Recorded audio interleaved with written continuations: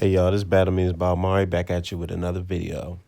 So in this video, I want to talk about Frieza and how Dragon Ball Super completely ruined him beyond repair.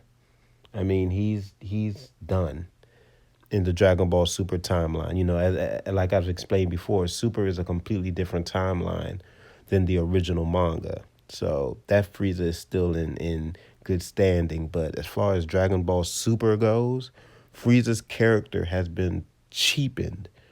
I mean, there was a time where Frieza was what an anime villain was supposed to be. I mean, granted, he's not the best. Okay, he's not the best, but it's just the aura that he brought around him when he came on screen was that of a villain, and that has been cheapened in Dragon Ball Super, and it's really sad what they did to him.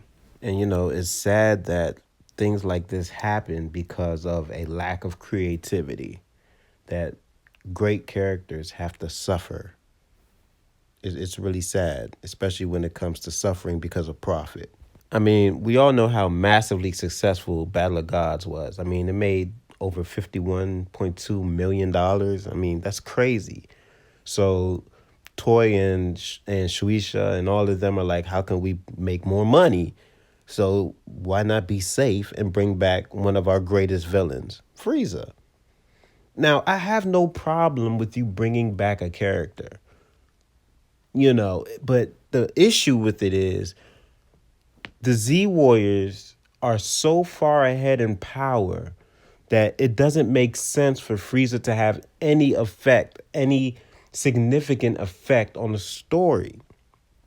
I mean, last time we saw Frieza, he was one-shotted by Android Saga Trunks. How does it make sense? So they're like, okay, let's make it that he never trained a day in his life. And when he does train for 4 months, he's Super Saiyan Blue level. And in fact, it was above Super Saiyan Blue level because Goku said he would have lost to Frieza had Frieza trained more in the form. Since if he didn't have that stamina issue. So Frieza was stronger than Goku in 4 months. How does that make sense? I mean, that's just a long-standing issue with Dragon Ball Super as a whole.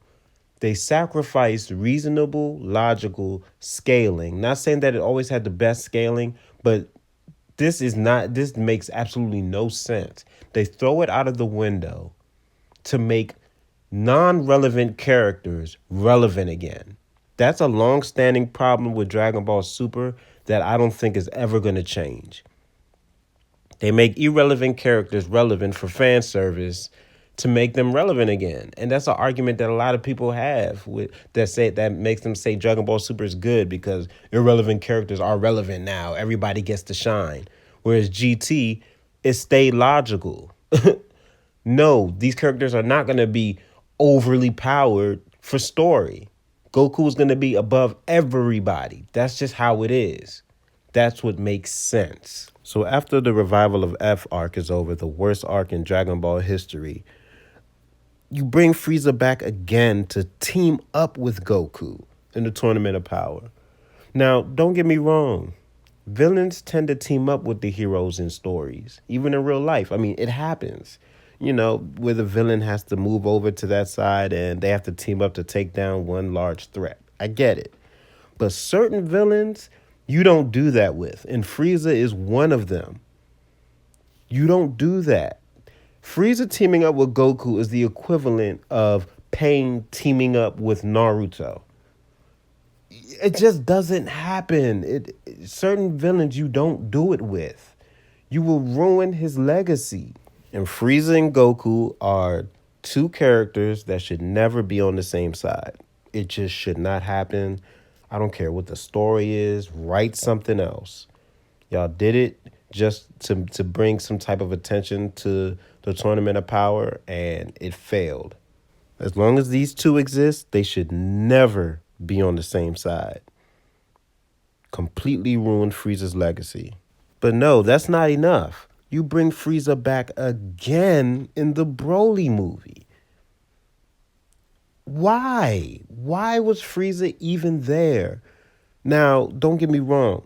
My favorite part of that movie is the beginning when they show Frieza and how he first met the Saiyans, and they introduce how Frieza's father introduced him to the Saiyans.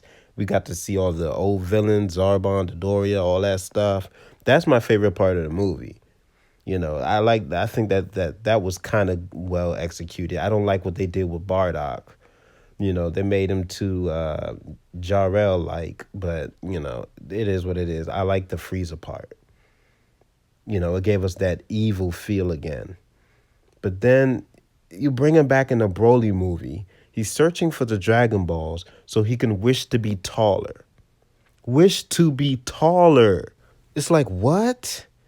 Why don't you just do like your dad and stay in your second form? You're monstrous in that. I mean, it just doesn't make sense. So I guess Frieza has been dumbed down to a comedy relief now. Now that's what he is. He's like Beerus. Awesome when they first show up, but then after a while, to keep them around, they make them comedy reliefs and cheapen the character. That's what Frieza has been turned into now in the Dragon Ball universe. A comedy relief. Frieza was brought back in early Z, and he was one-shotted by Trunks, which was a Super Saiyan. It made sense. Frieza was brought back in the Fusion movie. He was one-shotted by Gohan. That made sense. I mean, even in Dragon Ball GT, when they brought back Cell and Frieza, it was for an episode, and it really had no effect on the plot whatsoever. It was more of a way to show how far Goku had come in his training and how powerful he had become in his base form. That was the whole point of that. And it was a fan service. People wanted to see them again. I mean, that was cool. Frieza and Cell teamed up. Like, that's some fantasy shit right there. It's not, it happened a little bit in some Z filler, but it was cool. But it was for one episode, and that's it. That was it. And then Frieza and Cell were gone. They didn't scale them terribly. Everything stayed in perspective. They had been in hell training for a long time, and yet Goku was still able to trash them in base. That was the point of that, to show how far along base Goku had come. Anyways, someone on Facebook, I forget his name, made the perfect analogy on the status of Frieza now, and he's the Team Rocket of the Dragon Ball universe. And it's sad to see that happen to such an awesome villain in the anime, world. But it is what it is. That's what he is now. He's not the tyrant he used to be. He's now equivalent to Team Rocket. He's a comedy relief. He shows up to be funny, and then that's it. That's it. It's sad, but it's true, and it's unfortunate. I think the next person to suffer from this lack of creativity just to keep the money train rolling is Broly. He's next. It's sad, but it's true. So let me know what y'all think about this in the comments section, and I'll see you in the next video. All right.